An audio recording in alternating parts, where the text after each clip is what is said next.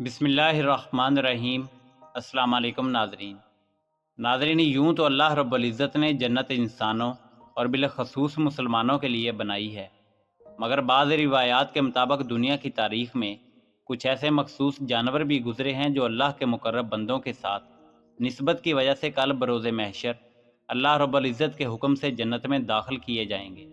ناظرین، کون سے 10 جانور کس وجہ سے اور کیوں جنت میں داخل کیے جائیں گے، یہی ہماری آج کی ویڈیو کا موضوع ہوگا، اور آج ہم آپ کو جنت میں داخل کیے جانے والے 10 جانوروں کے حوالے سے مکمل معلومات فراہم کریں گے۔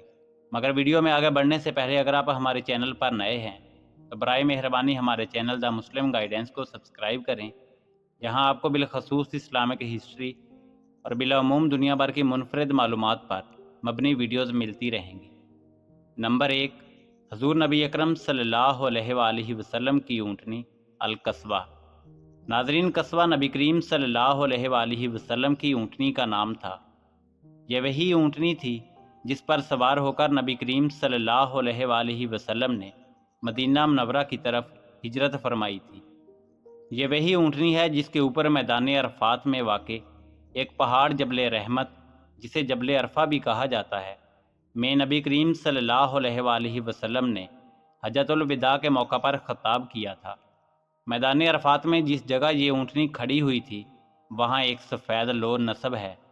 ناظرین، روایات کے مطابق آپ صلی اللہ علیہ وآلہ وسلم قصوہ سے بڑی محبت کرتے تھے، اور کل بروز قیامت جب نبی کریم صلی اللہ علیہ وآلہ وسلم شان و شوکت کے ساتھ جنت میں داخل ہوں گے تو آپ اپنی اسی اونٹنی قصوہ پر سوار ہوں گے۔ یوں آپ کی نسبت کی وجہ سے سب سے پہلے جنت میں داخل ہونے والا جانور القصوہ اونٹنی ہوگی۔ نمبر 2، حضرت صالح علیہ السلام کی اونٹنی ناقۃ اللہ۔ ناظرین، ناقۃ اللہ کا معنی ہے اللہ کی اونٹنی۔ یہ حضرت صالح علیہ السلام کی اونٹنی کو کہا گیا ہے۔ اس اونٹنی کا ذکر قرآن مجید فرقان حمید کی سورہ ہود کی آیت نمبر 64 میں کیا گیا ہے۔ ناقۃ اللہ کی اضافت سے مراد شرف و عزت ہے، جیسا کہ مسجد کو بیت اللہ کہا جاتا ہے، کہ وہ اونٹنی بھی معجزہ و نشانی کے طور پر مقرر کی گئی تھی۔ روایات کے مطابق وہ حضرت صالح علیہ السلام کا معجزہ تھا، اور وہ سب کے سامنے ایک پہاڑی سے برآمد ہوئی تھی۔ قوم نے کہا تھا کہ اگر آپ اللہ کے نبی ہیں تو اس پہاڑی سے ایک اونٹنی نکال کر دکھائیں جو باہر آ کر بچہ پیدا کرے، تو اللہ کے حکم سے ویسا ہی ہوا، مگر قوم نے اس اونٹنی کو قتل کر دیا، اسی لیے ان پر اللہ کا عذاب نازل ہوا۔ ناظرین، کہا جاتا ہے کہ وہ اونٹنی بھی جنت میں جائے گی۔ نمبر 3، حضرت ابراہیم علیہ السلام کا بچڑا۔ ناظرین، روایات کے مطابق حضرت ابراہیم علیہ السلام کی بارگاہ میں اللہ رب العزت کے 2 فرشتے تشریف لائے، اور وہ دونوں انسانوں کی شکل میں تھے۔ انہوں نے آ کر حضرت ابراہیم علیہ السلام کو ان کے بیٹے کی بشارت دی، اور حضرت لوط علیہ السلام کی قوم پر عذاب نازل ہونے کا حکم سنایا۔ کیونکہ وہ دونوں فرشتے انسانوں کی صورت میں بطور مہمان آئے تھے، اس لیے ان کے لیے حضرت ابراہیم علیہ السلام نے ایک بچڑا ذبح کیا۔ جب کھانا پیش کیا گیا تو انہوں نے کہا کہ ہم اللہ کے فرشتے ہیں اور ہم یہ نہیں کھا سکتے۔ ناظرین، اس بچڑے کے حوالے سے بعض روایات میں آتا ہے کہ وہ بھی جنت میں جائے گا۔ نمبر 4، حضرت اسماعیل علیہ السلام کا مینڈا۔ ناظرین، جب اللہ رب العزت نے حضرت ابراہیم علیہ السلام کو ان کے بیٹے حضرت اسماعیل علیہ السلام کو اللہ کی راہ میں قربان کرنے کا حکم دیا تو آپ اپنے بیٹے کو ذبح کرنے کے لیے لے گئے۔ اللہ کے حکم سے جب آپ نے اپنی آنکھوں پر پٹی باندھ کر حضرت اسماعیل علیہ السلام کو ذبح کرنا شروع کیا تو اللہ پاک نے ان کی جگہ جنت سے ایک مینڈا وہاں نازل فرمایا، اور حضرت اسماعیل علیہ السلام کو محفوظ فرما کر حضرت ابراہیم علیہ السلام کی قربانی قبول فرمائی۔ ناظرین، روایات کے مطابق وہ مینڈا جو حضرت اسماعیل علیہ السلام کی جگہ جنت سے بھیجا گیا تھا، وہ چونکہ آیا بھی جنت سے تھا، اسی لیے وہ کل بروز قیامت جنت میں داخل کیا جائے گا۔ نمبر 5، حضرت موسیٰ علیہ السلام کی گائے۔ ناظرین، اس گائے کا ذکر قرآن مجید فرقان حمید میں بڑی تفصیل کے ساتھ موجود ہے۔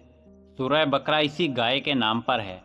بنی اسرائیل کے لوگوں نے ایک شخص کو قتل کر دیا تو حضرت موسیٰ علیہ السلام نے اللہ کے حکم سے ان کو ایک موٹی تازی پیلی گائے ذبح کرنے کا حکم دیا، اور اس کے گوشت کا ٹکڑا لاش پر مارا گیا تو اس شخص نے زندہ ہو کر قاتل کا نام بتایا اور پھر مر گیا۔ ناظرین، جو مخصوص گائے ذبح کی گئی تھی وہ جنت میں جائے گی۔ نمبر 6، حضرت یونس علیہ السلام کی مچھلی۔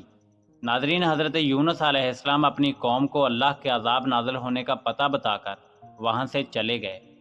راستے میں ایک کشتی میں سوار ہوئے تو طوفان آ گیا اور کشتی ڈوبنے لگی۔ ان لوگوں کا یہ رواج تھا کہ اگر کشتی میں کوئی غلام باغا ہوا بیٹھ گیا ہو تو کشتی ڈوب جاتی ہے۔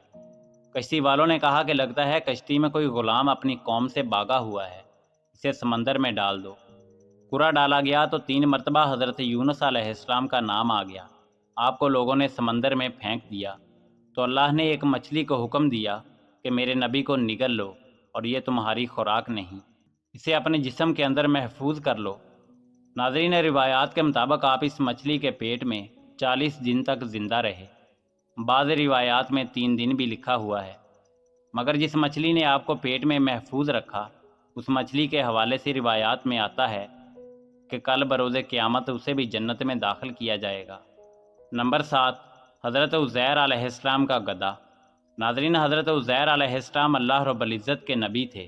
آپ کو بخت نصر نے قید کر لیا۔ جب آپ بخت نصر کی قید سے واپس اپنے ملک فلسطین گئے تو آپ کے ساتھ ایک گدھا تھا۔ اللہ رب العزت نے آپ کا اور آپ کے گدھے کا ذکر قرآن مجید فرقان حمید کی سورہ بقرہ میں ارشاد فرمایا ہے۔ ناظرین، اسی گدھے کے حوالے سے بھی روایات میں آتا ہے کہ وہ بھی حضرت عزیر علیہ السلام کے ساتھ نسبت کی وجہ سے کل بروز محشر جنت میں داخل کیا جائے گا۔ نمبر 8، حضرت سلیمان علیہ السلام کی چیونٹی۔ ناظرین، اس چیونٹی کا ذکر قرآن مجید فرقان حمید میں بڑی تفصیل کے ساتھ موجود ہے، بلکہ اللہ رب العزت نے اس چیونٹی کے حوالے سے پوری سورہ نمل نازل فرمائی۔ حضرت سلیمان علیہ السلام لشکر لے کر جا رہے تھے کہ راستے میں چیونٹیوں کا بل تھا۔ چیونٹیوں کی سردار نے باقی چیونٹیوں سے کہا کہ سلیمان کا لشکر آ رہا ہے، اپنی اپنی بلوں میں داخل ہو جاؤ، ایسا نہ ہو کہ تم کچلی جاؤ۔ حضرت سلیمان علیہ السلام وہاں پہنچے، اس چیونٹی کو ہتھیلی پر رکھ کر اس سے کلام کیا۔ اس چیونٹی نے اللہ کے نبی حضرت سلیمان علیہ السلام سے کلام کیا۔ وہ کلام قرآن مجید میں بڑی تفصیل کے ساتھ موجود ہے۔ ناظرین، اس چیونٹی کی اللہ کے نبی حضرت سلیمان علیہ السلام کے ساتھ نسبت کی وجہ سے کل بروز محشر اس چیونٹی کو بھی جنت میں داخل کیا جائے گا۔ نمبر 9، حضرت سلیمان علیہ السلام کا ہدہد۔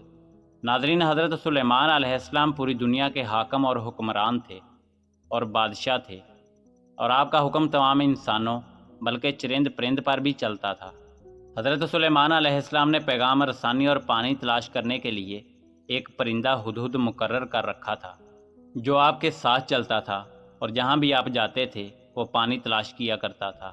اس ہدہد کے حوالے سے بھی کہا جاتا ہے کہ وہ بھی اللہ کے رسول اور نبی کے ساتھ نسبت کی وجہ سے کل بروز محشر جنت میں داخل کیا جائے گا۔